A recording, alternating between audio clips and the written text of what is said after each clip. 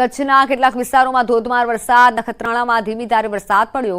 નખત્રાણા સહિત ગ્રામ્ય પંથકમાં વરસાદ નોંધાયો છે।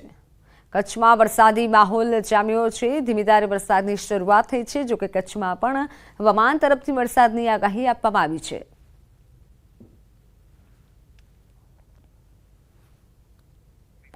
મહીસાગરના કડાણા ડેમમાં પાણીની આવક ઘટી છે। બજાજ સાગર અનાસ નદીમાંથી આવતું પાણી ઘટ્યું છે। કડાણા ડેમની જળ સપાટી 417 ફૂટ ઉપર વહી રહી છે।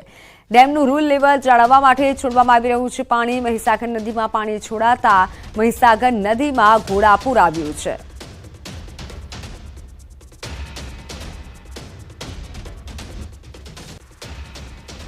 વરસાદને લઈને હવામાન વિભાગની મોટી આગાહી। વરસાદની 3 સિસ્ટમ રાજ્યને દમરોડશે। આજે બનાસકાંઠા પાટણમાં ભારેથી અતિભારે વરસાદ થશે। સપ્ટેમ્બર મહિનામાં સામાન્ય કરતાં વધુ વરસાદની આગાહી કરવામાં આવી છે। આજે દાહોદ, મહીસાગર, અરવલ્લીમાં છૂટાછવાયા ભારે વરસાદની આગાહી છે। સૌરાષ્ટ્ર કચ્છમાં પણ છૂટોછવાયો ભારે વરસાદ થઈ શકે છે। આગામી 4 દિવસ ભારે અને છૂટાછવાયા વરસાદની આગાહી છે। સાયક્લોનિક સર્ક્યુલેશન સહિત અન્ય 2 સિસ્ટમ વરસાદ લાવવા કારણભૂત છે। आज का जो फोरकास्ट है 7 दिन अगले 7 दिन तक जो डे 1 में है गुजरात रीजन के लिए heavy to very heavy isolated places में वार्निंग है। इसमें जो डिस्ट्रिक्ट आ रहा है बनासकांठा और पठान के लिए, और बाकी जो नॉर्दर्न डिस्ट्रिक्ट है, एक्सट्रीम नॉर्दर्न डिस्ट्रिक्ट है दाहोद आपका महीसागर, अरावली, ये सब में आपका हेवी रेनफॉल का वार्निंग है। सौराष्ट्र और कच्छ के लिए हेवी रेनफॉल का आइसोलेटेड प्लेसेस में वार्निंग है। इसमें कच्छ डिस्ट्रिक्ट इंक्लूडेड है। और आपका जो आगे जो 4 दिन है डे 2 से लेकर डे 5 तक हेवी रेनफॉल का आइसोलेटेड प्लेसेस में वार्निंग है। हमारा जो सितंबर मंथ का लॉन्ग रेंज फोरकास्ट आई हुई है इसमें अबव नॉर्मल का फोरकास्ट दिया गया है। इसमें country as a whole more than 109% होने का चांसेस है, और गुजरात रीजन के लिए स्पेशली अबव नॉर्मल रहेगा।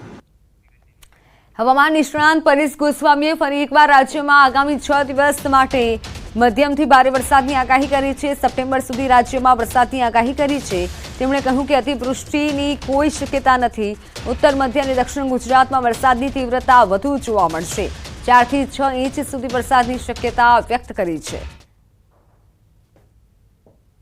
જે વરસાદો પડવાના છે એમાં જેમાં વધારે શક્યતાઓ છે જેની વાત કરવા જઈએ તો દક્ષિણ ગુજરાત, મધ્ય ગુજરાત અને ઉત્તર ગુજરાતના જે આ 3 રીજન છે આ 3ની અંદર આ વરસાદની તીવ્રતા થોડીક વધારે જોવા મળશે। એમાં પણ ખાસ કરીને શહેરવાદ જોવા જઈએ તો દક્ષિણ ગુજરાતનું રાજપીપળા, સુરત, અંકલેશ્વર અને ભરૂચ એની અંદર એકંદરે સારા એવા વરસાદો નોંધાશે। લગભગ 4 થી લઈને 6 ઇંચ જેવા વરસાદ નોંધાઈ શકે છે। મધ્ય ગુજરાતની અંદર અમદાવાદ, કપડવંત, આણંદ, નડિયાદ અને બરોડા જેવા વિસ્તારો છે તેમાં પણ વરસાદની તીવ્રતા છે એ આવનારા 2-3 દિવસ સુધી વધારે જોવા મળે તેવી શક્યતાઓ માની। બનાસકાંઠા પંથકમાં વરસાદી માહોલ। ગ્રામ્ય વિસ્તારોમાં ધોધમાર વરસાદ। ધાનેરાના ગ્રામીણ વિસ્તારોમાં વરસાદ શરૂ થતા ખેડૂતોમાં ખુશીનો માહોલ। ધાનેરાના સ્તુતવાડા, ફતેપુરા, માલોતરા, રામપુરા, થાવર સહિતના વિસ્તારોમાં વરસાદી માહોલ। સારો એવો વરસાદ વરસતા ખેડૂતોના પાકોને નવું જીવન મળી રહ્યું છે।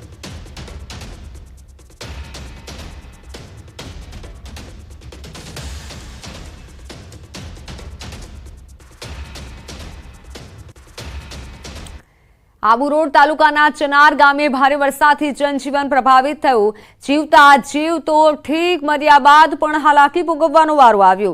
મૃતદેહને સ્મશાન સુધી પહોંચાડવામાં લોકો જીવનું જોખમ ખેડી રહ્યા છે।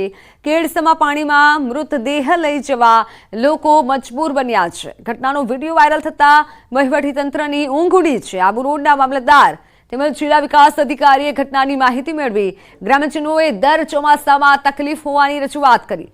ગ્રામજનોને નદી પાર કરવા જીવના જોખમે સ્મશાને જવા માટે ગ્રામજનો મજબૂર બન્યા છે।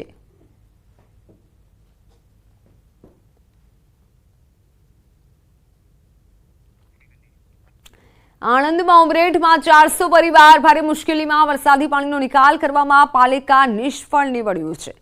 પાણી વચ્ચે સ્મશાન યાત્રા કાઢવા લોકો મજબૂર બન્યા। 1.5 ફૂટ પાણીમાંથી સ્મશાન યાત્રા કાઢવાની ફરજ પડતા લોકોમાં રોષ જોવા મળ્યો। ઉમરેઠ પાલિકાના પાપે પાણીમાંથી નીકળી સ્મશાન યાત્રા।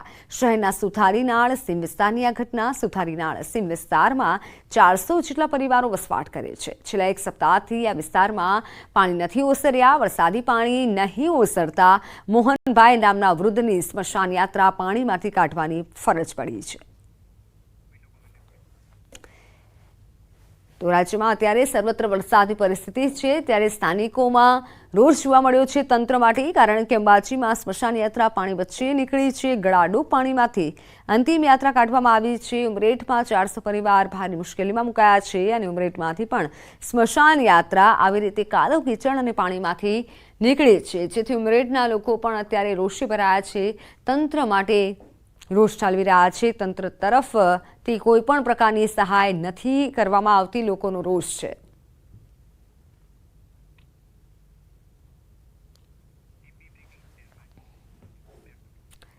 તો ખેડાના ઠાસરાના રવાલિયા ગામે જૂથ અથડામણ થઈ. જમીનને લઈને જૂથ અથડામણ થઈ. અંદાજિત 100 જેટલા લોકોના ટોળા સામસામે આવ્યા. જૂથ અથડામણમાં એક વ્યક્તિના પગમાં ઈજા પહોંચી. ખેડા જિલ્લા પોલીસ દ્વારા ચુસ્ત બંદોબસ્ત ગોઠવાયો. રવાલિયામાં ભારે તંગદિલી ભર્યો માહોલ જોવા મળ્યો. જૂથ અથડામણની ઘટના બની છે રવાલિયા ગામે. સમગ્ર ગામમાં પોલીસનો હાલ બંદોબસ્ત ગોઠવી દેવામાં આવ્યો છે. ખેડાના રવાલિયા ગામે 100 જેટલા લોકોના ટોળા સામસામે આવી ગયા. હાલ તો પોલીસે મામલો શાંત પાડ્યો છે. પોલીસે બંદોબસ્ત ગોઠવી દીધો છે, પરંતુ તપાસ પણ હાથ ધરવામાં આવી છે કે કારણ હજુ જાણવા નથી મળ્યું. ઓનલાઈન પર સંવાદદાતા ઉમંગ પટેલ જોડાઈ ચૂક્યા છે. ઉમંગ, કારણ શું હોઈ શકે? કેમ આ તત્વો સામસામે આવ્યા? હાલ પોલીસની કેવી તપાસ?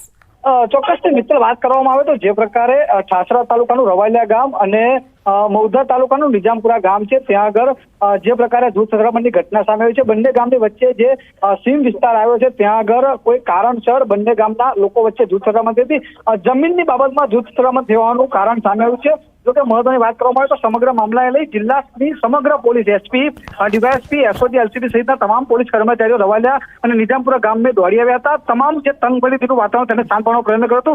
સૌથી મહત્વની વાત કરું મિત્તલ તો ઠાસરાના ધારાસભ્ય યોગેશસિંહ પરમાર પણ રવાલિયા ગામે પહોંચ્યા હતા. ત્યાં તેઓએ ગ્રામ સભા પણ ભરી હતી અને લોકોને ન્યાય આપવા માટે માંગ કરી હતી. જે લોકો ગામ સાથે વાત થઈ ત્યારે જાણવા મળ્યું કે ગામના લોકો જ્યારે ખેતરમાં ગયા હતા ત્યારે એમની પર અચાનક આ હુમલો કરવામાં આવ્યો છે અને એની અંદર 4 થી વધુ લોકો ઈજાગ્રસ્ત થયા છે. જી મિત્તલ. ઉમંગ, આભાર માહિતી બદલ. અંદાજિત 100 જેટલા લોકોના ટોળા સામસામે આવી ગયા હતા. જૂથ અથડામણમાં એક વ્યક્તિના પગમાં ઈજા પહોંચી છે. વડોદરાના મુજમહુડામાં મહાકાય ભૂવો પડ્યો છે. ટ્રાફિકથી ધમધમતા રોડ પર ભૂવો પડતા ફફડાટ છે. મોટું વૃક્ષ ભૂવામાં ગરકાવ થઈ ગયું. સ્થાનિકોએ ફાયર બ્રિગેડની મદદ લેવી પડી. અકોટાથી મુજમહુડા તરફ જવાનો રોડ બંધ કરવો પડ્યો. રોડ પર આટલા બધા ભૂવા પડે છે. આની પહેલાં પણ અઠવાડિયા પહેલાં પણ એક ભૂવો પડ્યો હતો. એક્ઝેક્ટલી આ જે જગ્યાએ અત્યારે તમે ભૂવો જોઈ રહ્યા છો એની બરોબર સામે પડ્યો હતો. આ એક જ અઠવાડિયામાં બીજો ભૂવો પડ્યો છે. બીજું તંત્ર એકદમ ખાડે ગયું છે. કોઈ પણ જાતની અહીં કાળજી લેવામાં નથી આવતી. જો તમારી પાસે મેડિક્લેમ અથવા વીમા પોલિસી હોય તો જ વડોદરા શહેરમાં પોતાનું વાહન લઈને રોડ પર નીકળજો, કારણ કે જો રસ્તા પર વાહન લઈને નીકળ્યા અને રસ્તો બેસી ગયો તો ટાંટિયા ભાગી જાય અથવા તો પછી જીવ ગુમાવવો પડે.